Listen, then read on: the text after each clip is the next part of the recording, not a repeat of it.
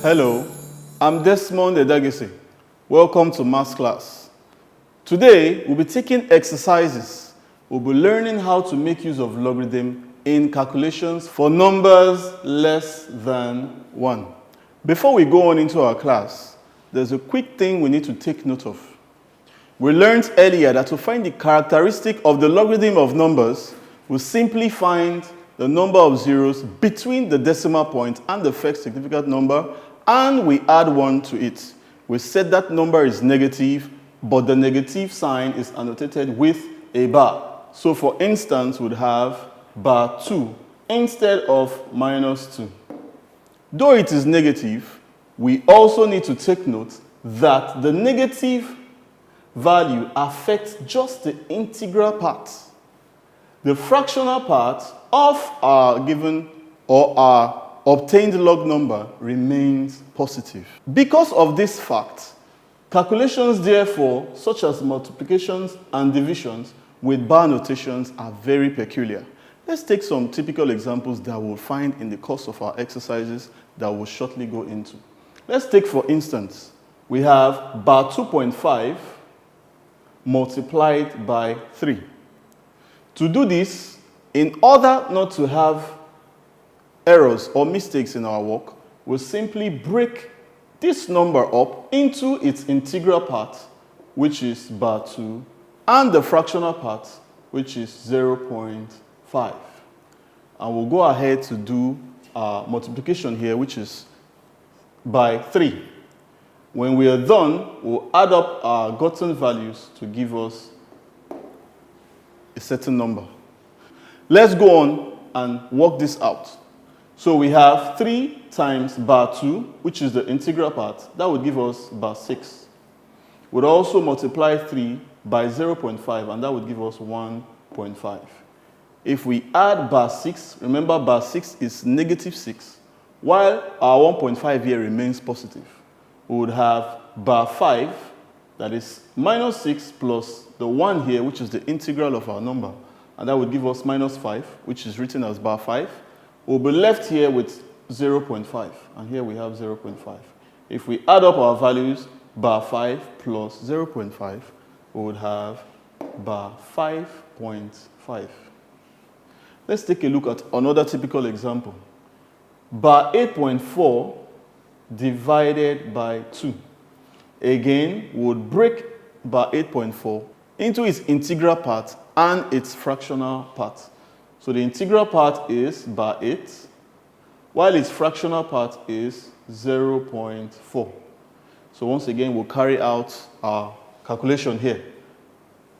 Bar 8 divided by 2 would give us bar 4, while 0.4 divided by 2 would give us 0.2. So we have bar 4 and 0.2. We'll simply combine both numbers here, bar 4 and 0.2, to also give us bar 4.2.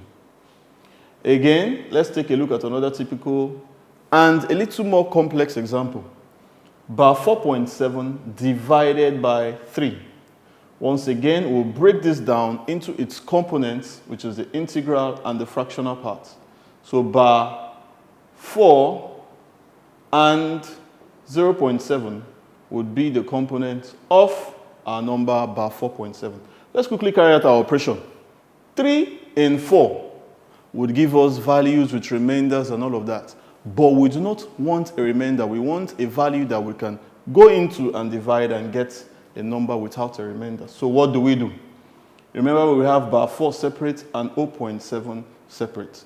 Our bar 4 here, which is same as negative 4, but of course it affects just the integral, could be gotten if we simply added minus 6 and plus 2.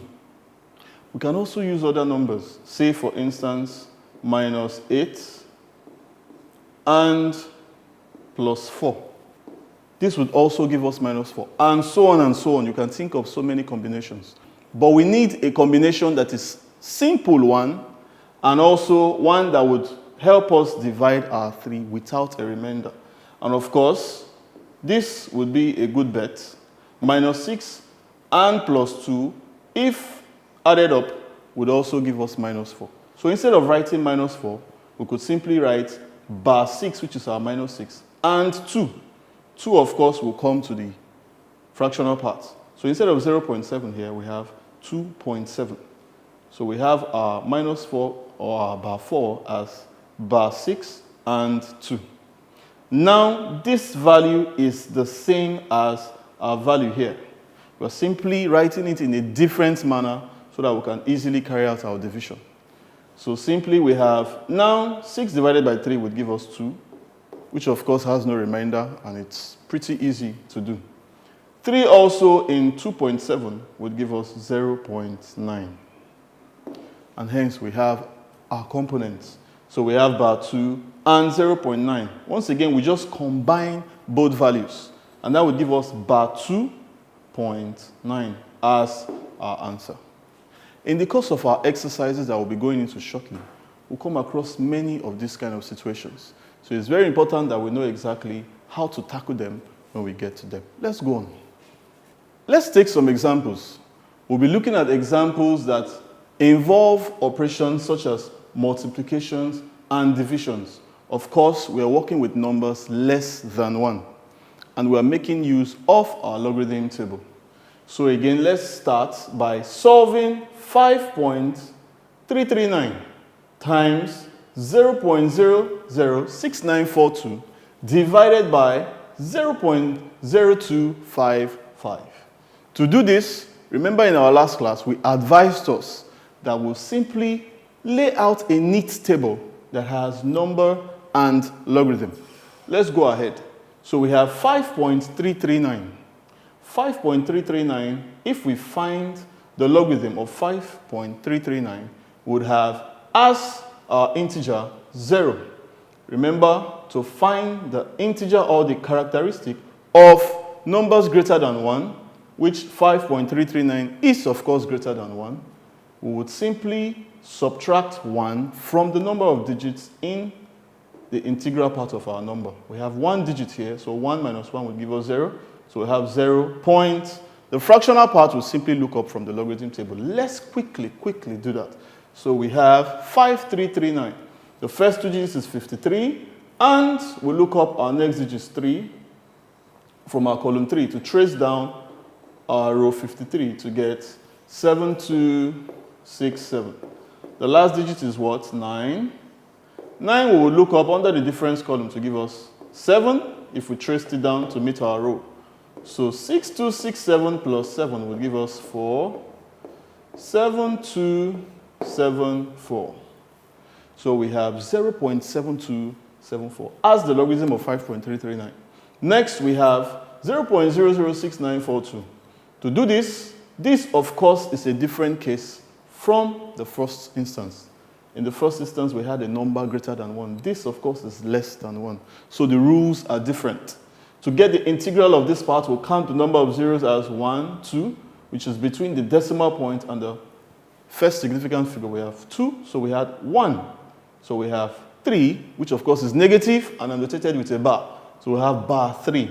Point a fractional part. The fractional part will also simply go to our logarithm table to get that. So we have 6942 as our number string. We'll quickly get 69 on our row 69. Trace down to row 4 to give us an intercept of 8414. And of course, the last digit is 2, which is traced to give us 1. So we have 8415. And here we have it. The logarithm of 0.06942 is bar 3.8415. Now we have to add up the both logarithms that we've gotten from the numbers on the numerator of our problem. So we'll simply add 4 and 5 to have 9, 7 and 1 to have 8, 2 and 4 to have 6, 7 and 8 to have 15, so 5. 1 is carried over. Here we have 1 plus minus 3, which of course is 1 minus 3, which of course is what? Minus 2.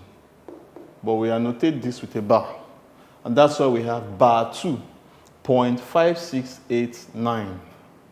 We also have our denominator here as 0.0255. The logarithm of 0.0255 would give us, remember the integral part again, 1 0 between the decimal point and the first significant figure would have 1 plus 1 to give us 2. 2 is negative, annotated with a bar, so we have bar 2.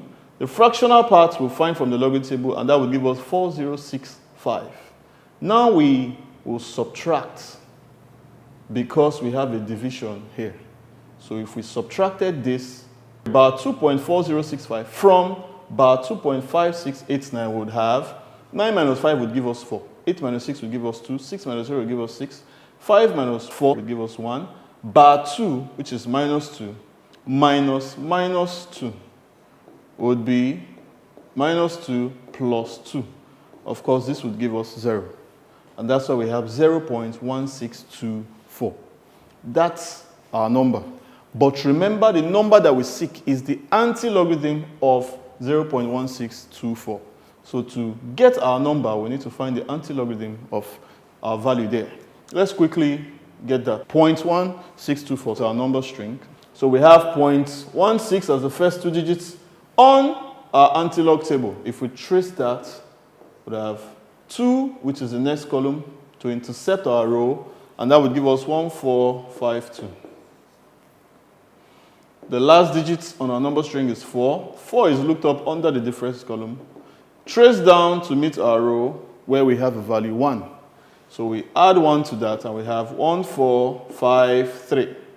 So we have 1453 as our number string. But remember, in our last class in SS1, we learned how to find the anti-logarithms of tables. We said the anti-logarithm is simply the number that we have as the integral part of our given number plus 1. And we said whatever that value is, it becomes the number of decimal points that we have after our first value. So we add 0 plus 1. That would give us 1. It means that this number string would have 1 decimal point before the other values. So this becomes 1.453. And that is our given number. We can use a calculator to do a quick check, and we'll find that our answer is always correct up to 3 or 4 decimal points. Let's take a look at an example that involves roots. If we're asked, for instance, to solve using mathematical tables the fourth root of 0.0008. To do that, quickly, we'll lay out a table neatly that has 2 fields, number and log. We'll find the logarithm of 0.0008. To do that, we'll first get our integral, which is our characteristic, to be the number of zeros between the decimal point here and the first significant figure, which is 8. We have 3 zeros. So we add 1 to 3, and that would give us 4. But remember, we said the characteristic of numbers of logarithms less than 1 is negative. So we have minus 4, but the minus or the negative value is annotated with a bar. So we have bar 4. The mantissa part is simply looked up from a logarithm table. To do that, we'll simply look up the value 80 from the logarithm table. The logarithm of our number string 80 is found on our row 80 under the column 0. The intercept is gotten at this point with the value 9031. So we have the logarithm of 0.0008 as bar 4.9031. But remember, we're looking for the fourth root. To write this in index form, we could simply rewrite that as 0.0008 raised to power 1 over 4. If we work this out using the laws of indices, we would have our value here, which we've gotten as the logarithm of 0.0008. That value is bar 4.9031. So we have bar 4.9031 divided by 4. But we learned earlier that for such an instance, we need to break this, our value here, into this integer and mantissa part. So we have bar 4 and 0.9031. All of that divided by 4. Bar 4 by 4 would have bar 1. And if we divide 0.9031 by 4, we would have 0.2258. We'll simply combine these values, bar 1 and 0.2258, to give us bar 1.2258. Now, the number that we seek is the anti-logarithm of bar 1.2258. It therefore means that we need to go to the anti-logarithm table to get the value that we want, using the number string 0.2258. Let's quickly do that. On our anti-logarithm table, we'll quickly locate the row that has 0.22. Trace it down to intercept our column, which is the next digit on our number string 5. They would intercept at this point that has the value 1679. If we continue our trace down, and also intercept the last digit on our number string, which is 8. 8, of course, is found under the difference column. We would have an intercept at this point that has the value 3. If we sum that up, we would have 1682. And there we have 1682. But remember, the integral part of our log number here is bar 1. We need the value there to be added to 1, which would give us a value that we'll finally use to indicate the number of digits on our final answer here that would come before the decimal point. Let's quickly do that. So bar 1 plus 1 would give us minus 1 plus 1. Of course, that is 0. It therefore means that we would have 0.1682 as our final answer. So the fourth root of 0.0008 is 0.1682. To confirm this, if you have a calculator, you can quickly do a quick calculation and you'll find that you have the same answer, correct to the 4th decimal place. Let's take a look at this example here. We've been asked to solve, using mathematical tables, 7.329 times 10 raised to the power 6, all raised to the power 3. To do this again, we simply lay out our table. 7.329 times 10 raised to the power 6 would give us, as logarithm, the integral part. If we lay this out, we would simply have our integral as bar 6. This bar 6, of course, is minus 6, but of course we annotate it as bar 6. The power that we can see in the standard form that is our question is an indication of what our characteristic is. So we may not need to go through some long process. By merely looking at the power in a standard form, we know exactly what the characteristic is. So in this case, we have our characteristic as bar 6. The fractional part is what we now go into the logarithm table to find. So we use our number string 7329 to get that fractional part. 73 or 73 is traced on our row to meet the next digit on our number string, which is 2, at this point where we have a value 8645. The last digit on our number string is 9. 9 is traced down under the difference column to meet our row where we have the value 5. So we simply add this up. So we have 8650. We have 8650, and therefore we combine this to be bar 6.8650. Now all of this, if we remember from our question, is raised to a power 3. It simply means that our value here, which is bar 6.8650, is multiplied by 3. By the laws of indices, which we learned long ago, we multiply our value here by 6. From what we learned earlier again, we'll simply need to break this into its integral and its mantissa. So we have bar 6 plus 0.8650. all multiplied by 3 separately. 3 times bar 6 would give us bar 18. And 3 times 0.8650 would give us 2.5950. Minus 18, and the integral part here, which is 2, would give us minus 16. Minus 16, of course, is annotated with a bar, so we have bar 16. And we have our remaining part here as 0.5950.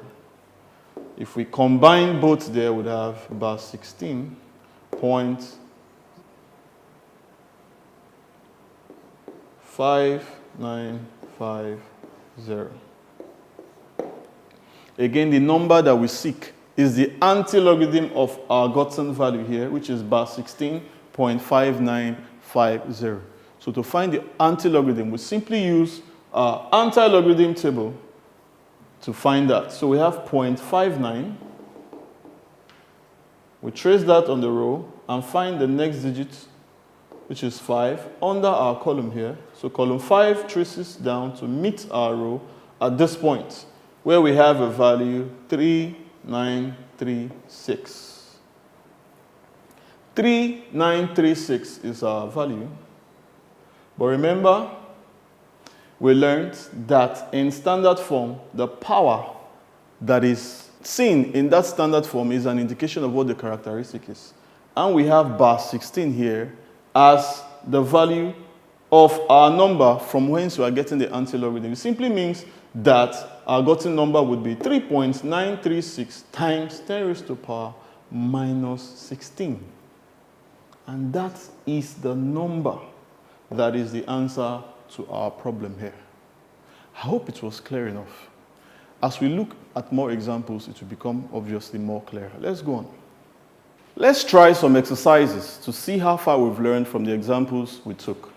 Now, if we were asked to solve using mathematical tables, the cube root of 349 divided by 2,608, we said our first step would be to lay out our solution using a table with fields number and log. Quickly, we'll write down 349 and we'll find the logarithm of 349. To do this, the integral part or our characteristic would be what? 1, 2, 3 digits minus 1, which would be 2 points. Next, we'll find the mantissa using the logarithm table. 34 is traced on our row down to column 9, which is the next digit in our number string. The intercept of row and column would give us a value 5428. So we have 2.5428. Next, we'll find the logarithm of 2,608. Again, the characteristic of our number here would be 1, 2, 3, 4 digits minus 1. That would be 3, which is also positive. Point the fractional part. The fractional part, again, we'll simply look up from our logarithm table. Let's quickly do that. So we have row 26, our column 0, to intercept our row, which would give us the value 4150. The last number on our number string is 8. 8 is looked up under the difference column to trace down and intercept our row to give us a value 13. So we'll simply add that up to give us 4163. So we have the logarithm of 2608 as 3.4163. Now we're doing a division. Hence, we would have our operator here as minus. So we minus 3.416 from 2.5428. Let's quickly do that. We'll have 5. We'll have 6. We'll have 2. We'll have 1. And here we'll have bar 1. 2 minus 3 would give us minus 1. But of course, we learned that we annotate our negative value with a bar. So this instead is written as bar 1. That's why we have bar 1.126 and 5. All right, next, remember we're finding the cube root. In index form, this same question could be rewritten as 349 all over 2608, all raised to 1 over 3. To write our value here in index form, since we already have a value for 349 divided by 2608, which is bar 1.1265, we'll divide all of that by 3. And quickly we learned that we would need to break this down into its integer and mantissa. To do that, we would have bar 1 plus 0.1265.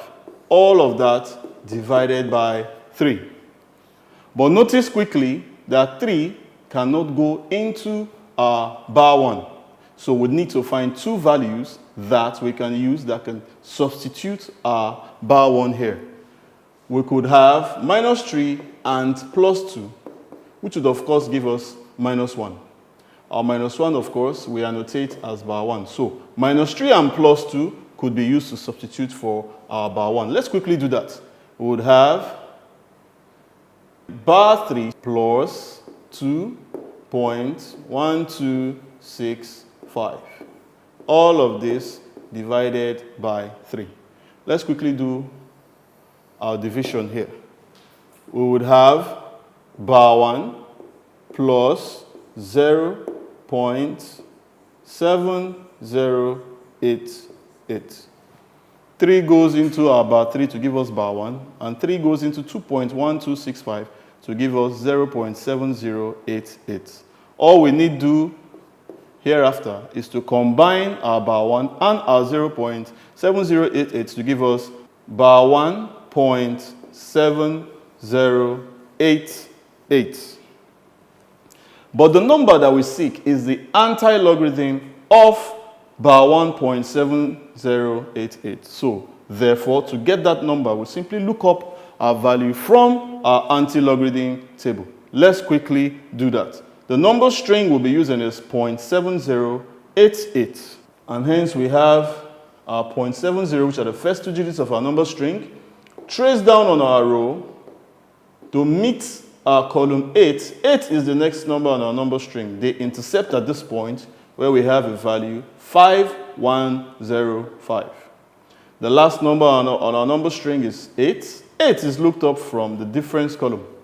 If it is traced down to meet our row, we have an intercept at this point with a value 9. If we quickly sum that up, we would have 5114 as our value. So we have 5114. But remember, the integer of our value here, which is bar 1, is used to trace the number of digits we would have in our final answer before the decimal point. We have minus 1 as our value of the integer of our number here. Minus 1, therefore, is added to 1, and that gives us 0.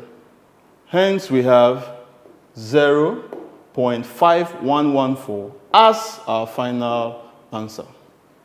Let's go on to look at another example. Let's take a try at another exercise.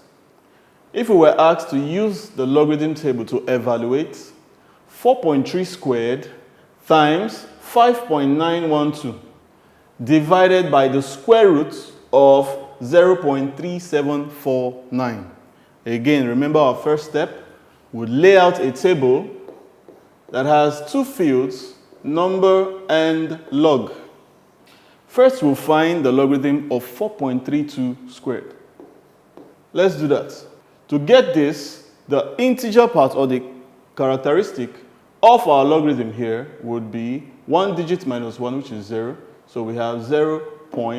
Next, we get our mantissa from the logarithm table. Let's quickly do that. So we have 43, which is the first 2 digits of our number string. We find out on our row, the row of our logarithm table, trace it down to intercept the column 2, which is the second digit on our number string. The intercept would give us a value 6355. So we have 0.6355. Remember, it is raised to power 2. By the laws of indices, we simply multiply this by 2. This, of course, would give us 1.2710. Next, we'll also find the logarithm of our second number here, which is 5.912. The integral part of our logarithm number would be 0. Next, we'll find 5912, which is our number string. We'll get the mantissa from the logarithm table. Let's quickly do that. Again, the first 2 digits is 59, which is found on the row. If we trace that down to intercept our next digit, which is 1, we'd have an intercept at this point with the value 7716. The last digit on our number string is what? 2. 2 is traced down also to intercept our row at this point with the value 1. So we have an addition of both values to give us 7717. Hence, we have our logarithm number as 0.7717. Since the operator between both numbers is a multiplier, by the laws of indices, we'll add that up. So we need to add 1.2710 and 0.7717. That, of course, would give us 2.0427. That is the value that we have for our numerator in our question. Let's keep that value down somewhere. So we have 2.0427. Next, we need to find the square root of 0.3749. Let's do that. We'll have 0.3749. First, let's get the logarithm of our number here. To find the characteristic or the integral part of our logarithm number from this value, we would have, remember we said we need to count the number of zeros between the decimal point and the first significant figure. We have 0 number of zeros here. So we have 0 plus 1. That would give us 1. And of course, we said that 1 is negative, so it is annotated with a bar 1. Our mantissa part again, we will look up simply from the logarithm table. Let's quickly do that. So our number string we would use is 3749. From our logarithm table, we trace the first 2 digits, which is 37. The next digit on our number string is 4. We trace that down also to have an intercept at this point. Our value there gives us 5729. If we continue to trace, to intercept the last digit, which is found under the difference column, we'll have an intercept at this point with the value 10. If we sum that up, we'll have 5739. So we have bar 1.5739. But remember that we're looking for the square root of 0.3749. What we have is just the logarithm of 0.3749. The square roots could be rewritten in index form as 0.3749 all raised to the power 1 over 2. Again, if we worked this out, we would have, since we already have a value as bar 1.5739, we'll divide this by 2. To do this, from what we've learned so far, 2 cannot go directly into bar 1. So we need to find 2 values that we could use to replace our bar 1, which is also a negative 1. So we could have minus 2 plus 1 would also give us minus 1, which we annotate as bar 1. So we are going to replace our bar 1 here with minus 2 plus 1. or in simpler terms, bar 2 and 1. Let's rewrite this, therefore. We would have bar 2 plus 1.5739. All of this, again, divided by 2. This would give us a value, bar 1, that is 2 in bar 2 will give us bar 1, and 2 in 1.5739 would give us 0.7869. If we combine these values here, we'll simply have bar 1 0.7869. Let's write that value also down somewhere special. So we have bar 1 0.7869. Now from our question here, our numerator is divided by our denominator. In indices, we would subtract denominator from our numerator. So we would have 2.0427, which is the value we got earlier for our numerator, minus bar 1.7869. Let's quickly do that subtraction. We'd have our value as 2.2558. That is the value that we have. But the value or the number that we seek after is the number that is the logarithm that we've seen so far, which is 2.2558. It therefore means that what we want is the anti-logarithm of 2.2558.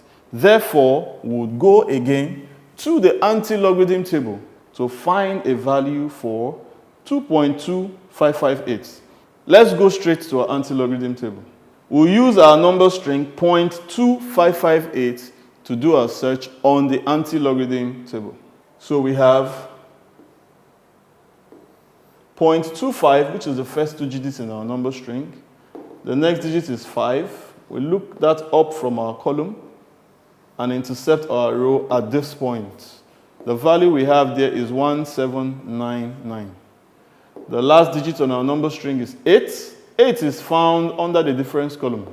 That is traced to intercept our row at this point with the value 3. Hence, we have 1802 as our number. So we have 1802. But remember, the integral part of our logarithm number here is 2. To find the number of digits that would come before our decimal points, we'll simply add 1 to the integral part here. That would give us 3. 3 therefore means that whatever number that we have as our anti-logarithm would have the first 3 digits of that number would come before the decimal point. So we have 1 decimal point, 2, and 3. Our final answer therefore becomes 180.2.